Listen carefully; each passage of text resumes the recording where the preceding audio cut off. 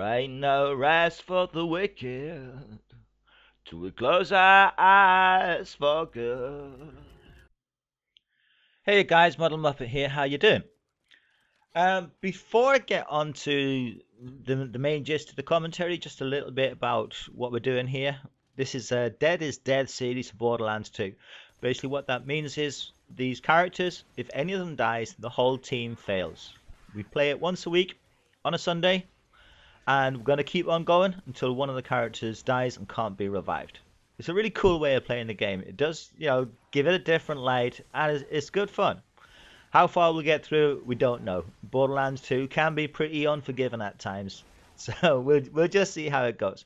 So yeah, hi to Kite Highland, Flibble, and Kid Tricky. We are going to be playing this tomorrow. Apologies for taking so long getting this up. This gameplay is actually 2 weeks old now, but anyway. So onto the commentary.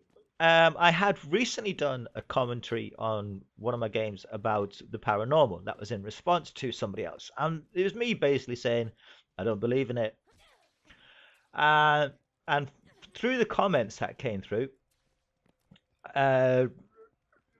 decided that I would do a commentary on the subject of life after death. And just actually before I get right into that, a big thanks to the people who do comment on my videos. If you're a new subscriber, there have been quite a few new subscribers of late. Join in the conversations, man. It's always good to hear from you guys. Put your comments down. You don't have to agree with me. I am always right, but you don't have to agree with me. Anyway, so life after death. What do you guys think?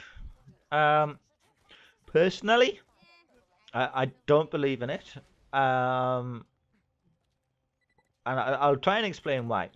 First of all, claims that are made without evidence can be dismissed without evidence. Do you know what I mean?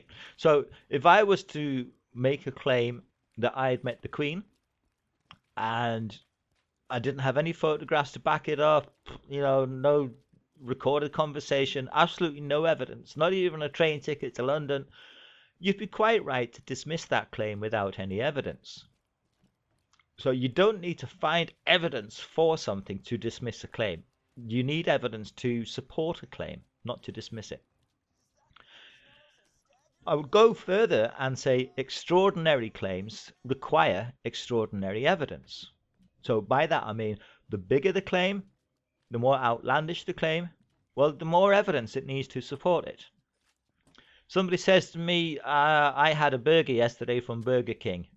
The claim is so small that I don't really need any evidence to believe them. If somebody says to me, I died yesterday, but last night I came back to life, I'm going to need some pretty substantial evidence to believe them. Now, if we look at the topic of life after death, first of all, we have to try and identify what we mean by life. Now, generally speaking, people who make this claim are talking about human life. But what exactly do they mean by that?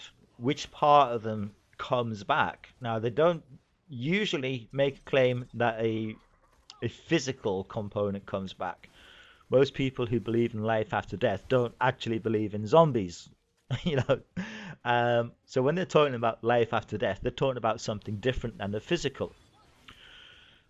But what is there of us that is not physical? Now, as far as I'm concerned, everything that there is about me that identifies me is physical.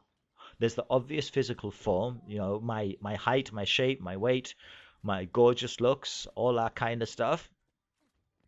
But everything that interacts with other people and the world around me is my brain. My brain holds my emotions, my memories, my thinking processes. So if there was something that survives without me, does that mean that I would then survive without my memory, without my thinking processes, without my emotions? Because if that is the case, why would I even need a brain for those? Can you see what I'm saying? Now, mankind has a fear of death. And that is quite natural. As far as we know, we're the only species that actually has an awareness of death and we can foresee it. But any animal will certainly try and avoid harm. Every animal has fight or flight reflexes and will use those to try and avoid harm. Death is the ultimate harm. So where does that leave us? Why do we need this massive processing power that we have in our brains if after we die we are essentially the same person? It's all down to this fear of death, and this fear of death has led over time to stories developing of different ways of avoiding death. Usually it is religious. And various religions will offer some form of life after death, or whether it is that we come back as another animal, or whether it is we go to heaven while the rest of the world burns. All this kinds of thing. They're all trying to cheat death somehow, and it's a bit of wishing. It's like, I don't want to die, and if I wish hard enough, I'm not going to. Well, the world doesn't work like that. I have been perpetually skint for most of my life, and I really wish that I wasn't. But no matter how hard I wish that I was rich, or even comfortably well off, that in itself isn't going to change anything. It doesn't change the fact of the matter.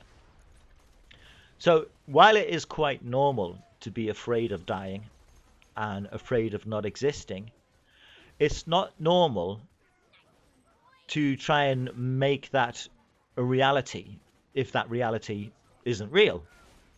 It's kind of like refusing to stop believing in Santa Claus when you grow up. Oh, by the way, guys, I'm sorry if anyone watching this does believe in Santa Claus. Tough. He doesn't exist. It's your parents. But yeah, usually we grow out of that kind of wishful thinking. We don't basically plan our lives around it. Now, let's just look as well at some of the things that would occur after death. Assuming that the religious people are right and that we're going to get sorted into two basic groups, one group of good people and one group of bad people, and all the good people stay together and all the bad people burn in hell. Well, I'm not going to get into religion too much for this, but a lot of the good people that I've met I don't really like. A lot of the bad people that I've met, they're pretty cool to hang out with. But I'm a bad person, so maybe I'll just hang out with those. I don't know. But people like to think as well, when you lose somebody, most of us don't get through life without losing somebody. We like to think that they're there watching over us. Well, you know what? I'd hate that. I really would. I have mentioned this before on other videos, but I lost my sister. She was 29 when she died. I loved my sister to bits. I really cannot tell you how much I loved my sister. She was the one that I was closest to in my family, but she was my best friend. But I'd hate the thought of her watching over me. I really would. There's been loads of times in my life that I've done things that are bad, Not terribly bad. I haven't been out killing people, but I wouldn't want her watching over me. If I was to lie down on a settee when the house is empty and have a wank, I don't want her watching over me. Or when I go and have a dump, I don't like the idea that anyone who wants to can be a voyeur. Anyway, but whether I like it or not still doesn't change the reality. So I might not like the idea of somebody watching over us, but that doesn't change the reality. Neither, because somebody does like to think that somebody is watching over us, does that change the reality. Now, I feel very strongly the reality is that everything that makes up who I am has a physical form, both in the things that we can see and the things that we can't see, i.e. my brain.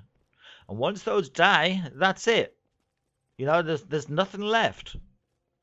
And like I say, if there was something left, why would I need a physical brain? It just doesn't make any sense. Life after death is based on a fear of life. And for humanity to actually make any step forward, They had to get over that fear of death.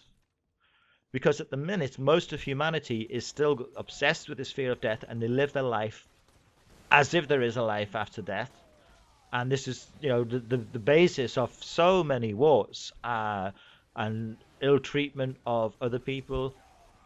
Like religion, you can't separate it from the fear of life after death, because this is what gives it its power. And it endorsed over the years slavery, bondage of women, and I'm not talking about the cool kind of bondage where you tie your wife out on the bed and you play a few games for an hour. No, I'm talking about the civility, etc. It's been the cause of so many wars throughout history, and still remains today the cause of many wars. So basically, if somebody does put comments on this proclaiming life after death and why, I will answer. Right? But don't just make it because I want it to be that way. You get what I'm saying? Right? And not things of coincidence either. There may well be somebody in this world who has prayed to either a god or asked their dead mother to help them win the lottery, and then next week they've won the lottery. Well, I'm sorry, but that's just coincidence, because there would be millions of people who've also asked the same thing and haven't got it. So, yeah, if you have anything that you feel is evidence, put it down in the comments. If you wish there was, that's cool. If you really wish that there was life after death and you hope that there is, that's fine. I don't want to go against anybody's hopes and dreams, as long as they don't confuse those with reality. Give me your opinions, give me your comments, guys. You know I like to read that stuff. This is Muppet out. Take it easy. If I don't see you again next week, I might be dead, but I'll come and haunt you. Bye!